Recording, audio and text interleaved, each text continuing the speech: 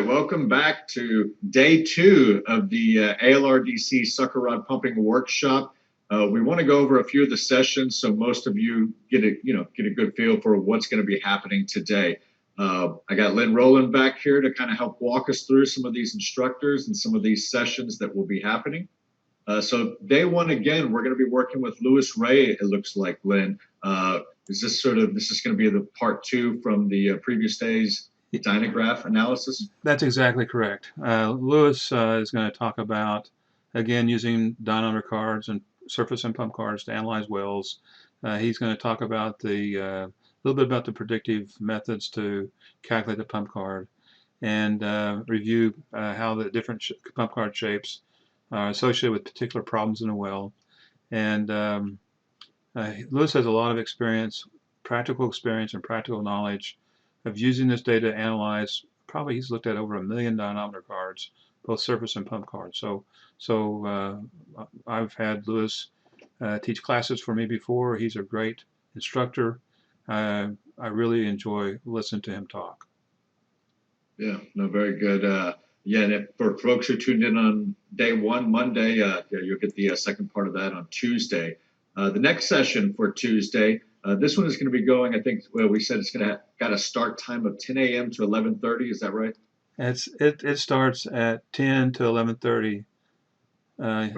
Well, actually, it's all day long too. There's 3 sessions for that day, and there's one session that Jim Lee teaches from 8 to 9:30, and that's on incomplete pump fillage. And then there's another time slot from 10 to 11:30 that I'm going to talk about impact loads and mechanical friction, and how you need to try to avoid that. And if you're interested in low-cost operations and reducing failures, if you're not, well, I guess you can build crooked wells and beat the crud out of your pumping equipment. But we're going to talk about not doing that. And then from 12:30 to 2 o'clock, we're going to have a Q&A session where we're going to do a couple mini 20-minute presentations, and Steve Galt will do a pump-off tag, and Gustavo Fernandez will talk about incomplete pump fillage due to restriction of the gas flow up the casing, due to the tubing anchor or some other kind of restriction.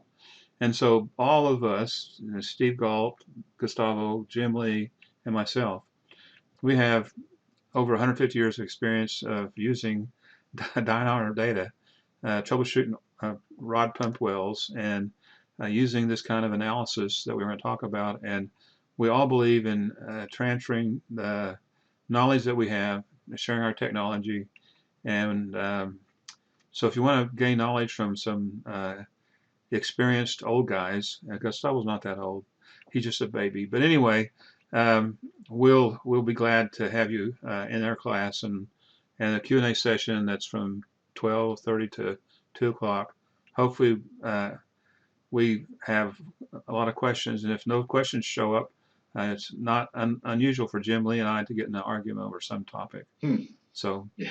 Anyway. And just for context for the folks who are tuned in right now, Mr. Gustavo, you said the baby of the group, has his only 20 years of experience working. He's worked in all over South America and the Middle East and North America, also Canada and U.S. And he's taught many classes, and he's bilingual. He speaks English and Spanish, and probably a little bit of Arabic. But anyway, he's a great guy. I really appreciate him.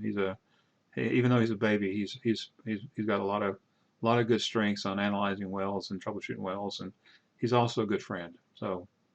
When again on this day 2, you kind of mentioned that this is going to be starting at 8 a.m. So this is going to be sort of an a la carte option again for the folks who are tuned in. They can go to this session or this one, right. Depending on.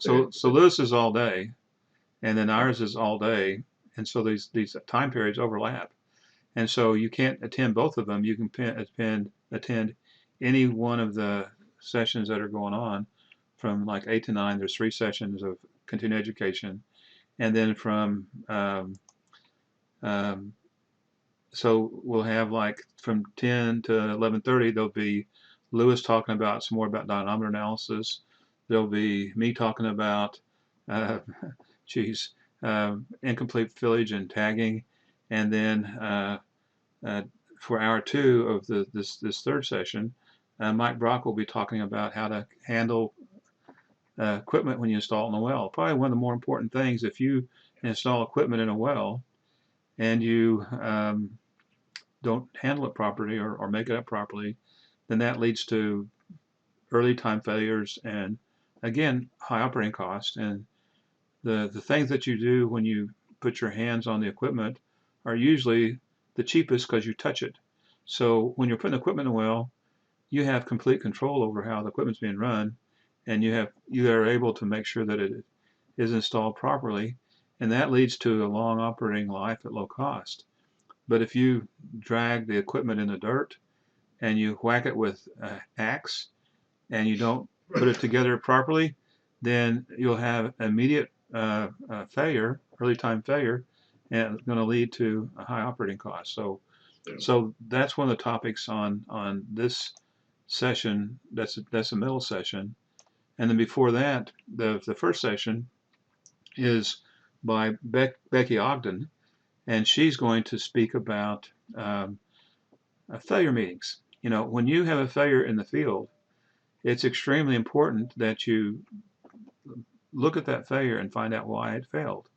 And then a lot of companies, and it's recommended practice, is to have some periodic meeting where a group of people, a team, a person from different disciplines like chemical guy, the field guy, the designer, and more, all those people get it together in a meeting and they review the failure and they have an action plan. And so that's a very important process of let me get down here. I picked the wrong button. Yeah, I was unaware that there's still folks who don't have the failure meetings, but like you say, I mean, very important if you're trying to get the production kind of Right. improved. So one of my jobs at ALRDC was I was responsible for maintaining the information about um, mean time between failures of all our fields, and we would go out quarterly and show the results and identify the problem wells and go through and review each of the problem wells and look at their failures and talk about what we should do to increase the run life, the mean time between failures. So this is something that's a recommended practice. It was successful for me when I was at ALRDC. It really led to a low operating cost, and so you know all these classes that we have, all these sessions that we have are basically things that you need to know about how to maintain uh, economic operations of sucker rod lifted wells. And so there's a lot of information, a lot of education here. It's to the person's advantage if they attend some of this. So Yeah, a lot of useful information, especially for many folks who are, just getting hired on, even entering the industry at this point, though, too. So. Well, I think that covers up for day 2 for us. Is that right, Lynn? yes, that's day 2. Perfect. There's so much for people to choose from. They won't be able to take it all in, right, simultaneously. So they're going to have to kind of pick and choose. But no matter what, it seems like there's no wrong answer, whichever one they go. Well, one of the nice things about this workshop is we're going to record all of this. It's going to be available for 30 days. So if you are thinking about something someone said and you've registered to attend this workshop, then you can log back on to our virtual workshop and pull up one of these classes and listen to it after the workshop is over. And then after 30 days, we're going to erase all the recordings and then you can hire us as a consultant if you want. So anyway, that's an option that's available. Perfect. All right, guys, enjoy the day, and guys and girls, enjoy all the learning out there. Much to be had, and hopefully production improves for all of us moving forward in 2021, right?